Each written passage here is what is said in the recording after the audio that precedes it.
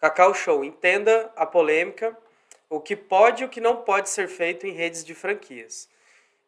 Reclamações de franqueados da marca de chocolate sobre taxas e relacionamento foram notícia nos últimos dias.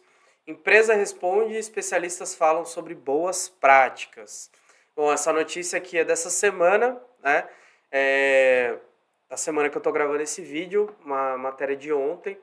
E a rede de franquias de chocolate Cacau Show estampou o noticiário dos últimos dias, né? Com acusações de grupo de franqueados sobre práticas comerciais da empresa e sobre relacionamento com a rede. A marca afirma que as queixas são inverídicas. Fundada pelo empresário Alexandre Tadeu Costa, a Cacau Show é atualmente a maior rede de franquias do Brasil em números de unidades, com 4.600 lojas, de acordo com o ranking anual de 2024 divulgado pela ABF. A marca abriu cerca de 2 mil pontos de venda em pouco mais de 3 anos e vem apostando também em outros negócios, como hotéis, tem 2 em funcionamento, um em Campos do Jordão e outro em Águas de Lindóia, ambos no interior paulista, e um parque de diversões com a inauguração prevista para 2027 em São Paulo. Bom, vamos ver o ranking da Abrasf aqui. Então, o ranking da Abrasf, ele está trazendo aqui, ó, as 10 maiores redes de franquias em 2024, percentual de crescimento, né, das franquias. Então, a Cacau Show ela está liderando, né, aqui. Então, ela vem pelo terceiro ano consecutivo, ó, da Cacau Show, né, do ramo de alimentação, com 4.661 operações, com uma expansão de mais de 10% à frente, em um volume já expressivo de 2023.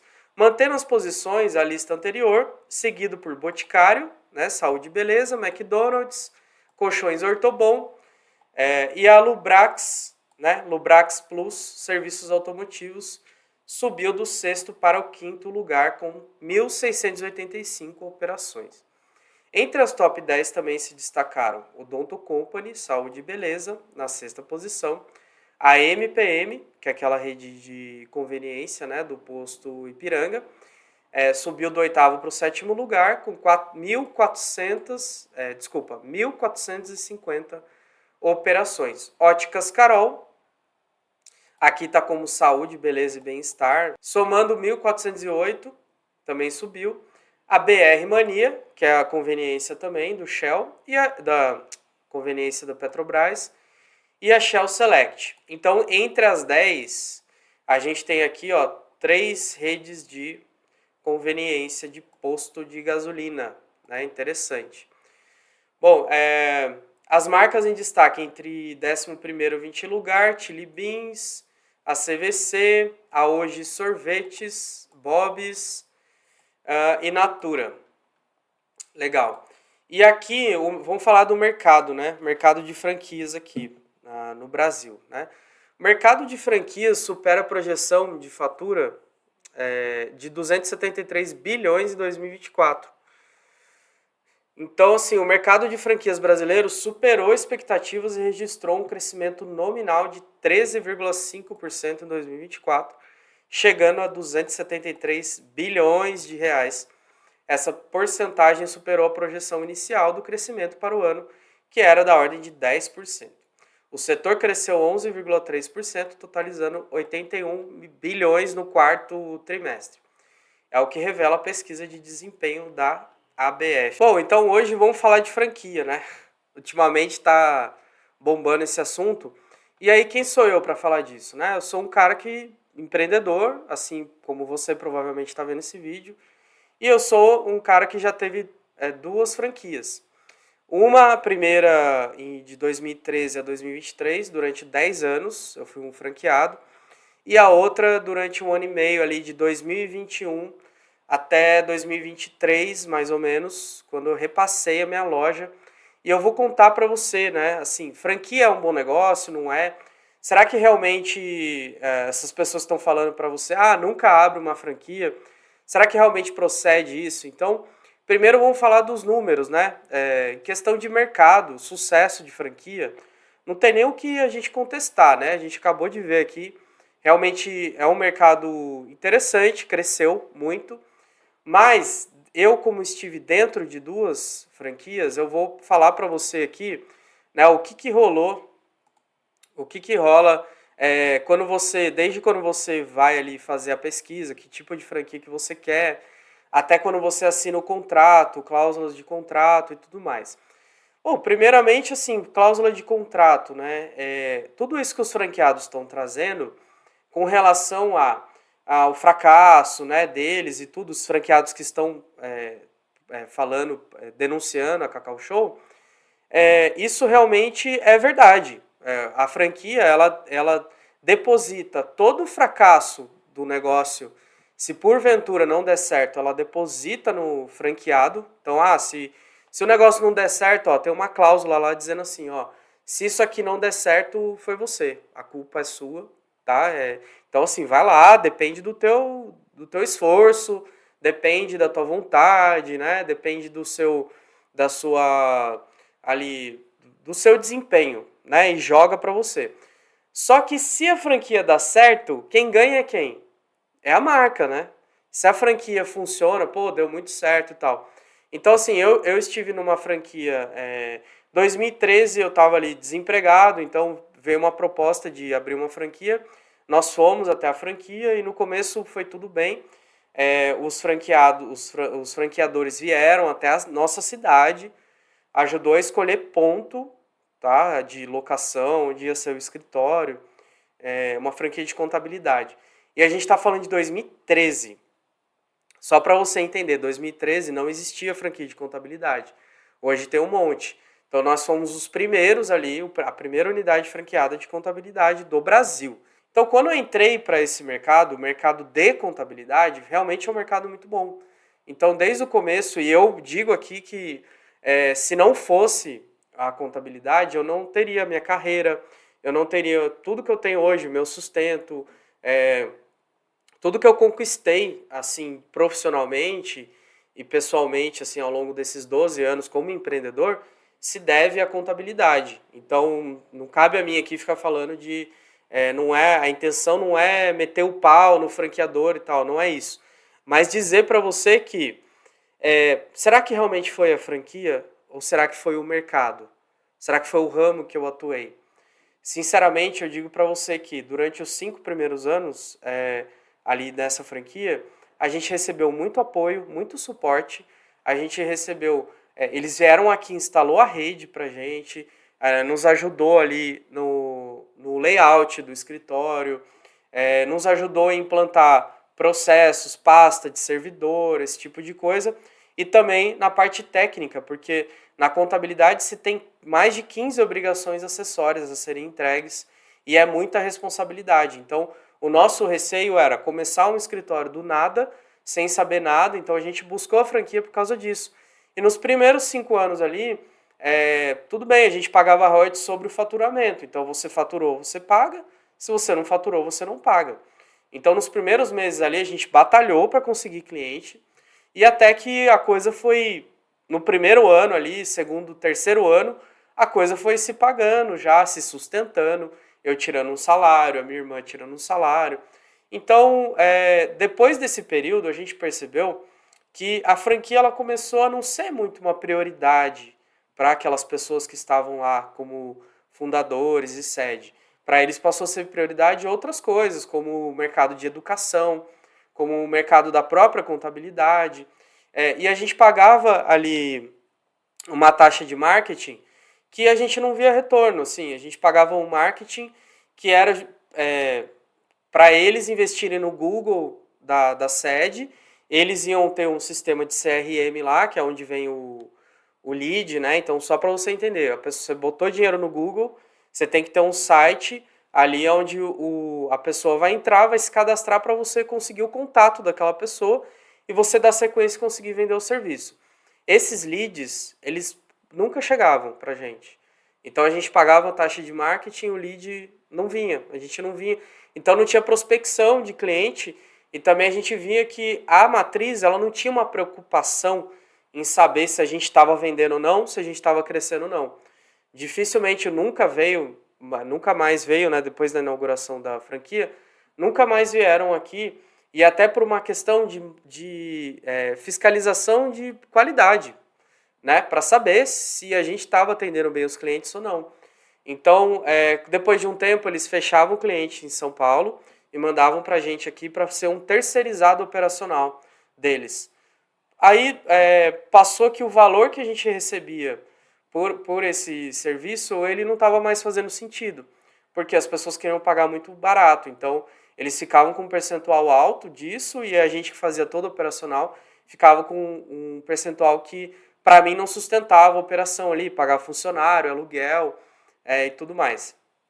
E sempre a gente mesmo fazendo tudo, a gente mesmo. Eu mesmo fazendo a parte fiscal ali. E aí eu dava uma cutucada, assim, poxa, a gente pode ir na matriz fazer uma reciclagem, a gente pode ir na matriz para a gente ver como vocês fazem as coisas. E nunca vinha uma coisa assim de acolhedora, entendeu? Assim, de, venham aqui e que a gente vai passar para vocês como é a nossa gestão, como a gente contrata pessoas, como a gente faz processos.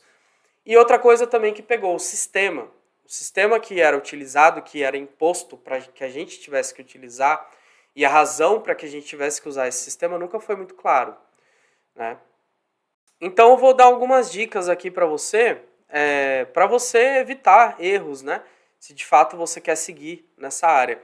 Os números não mentem, que nem eu falei no começo. Franquia cresceu bastante no Brasil. Pode ser uma forma digna de você investir e ter o sustento da sua família? Pode ser. Mas tem que escolher com muito cuidado, né? E tomar esses cuidados aqui. Primeira coisa, tá? Você tem que fazer contato com outros lojistas.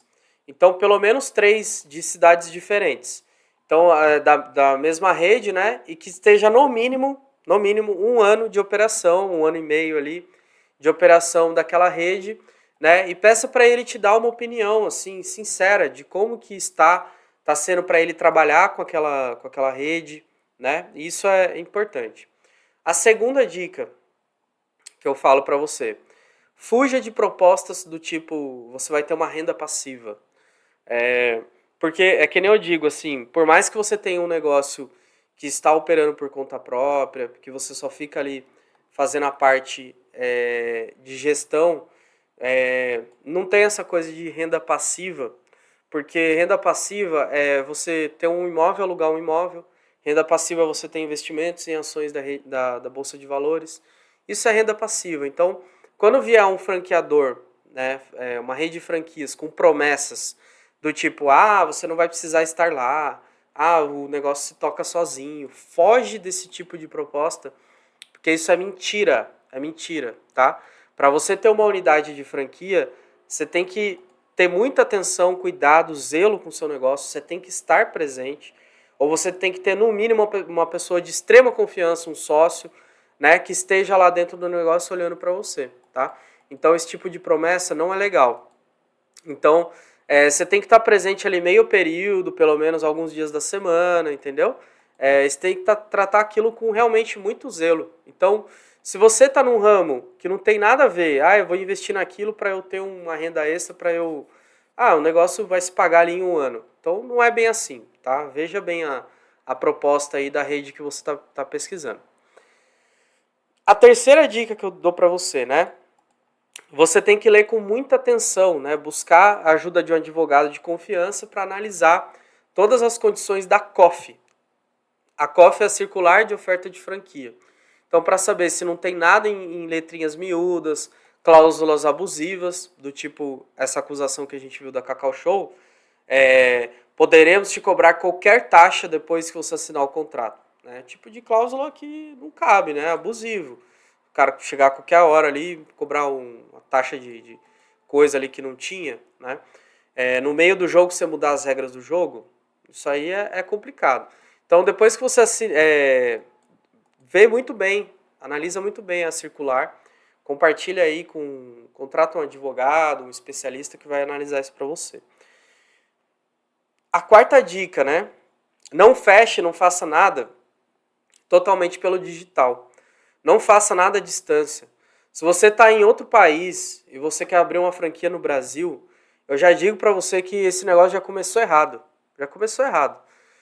Venha para o Brasil, visite, fique aqui e se você está numa cidade e quer investir numa franquia em outra cidade, não faça isso à distância.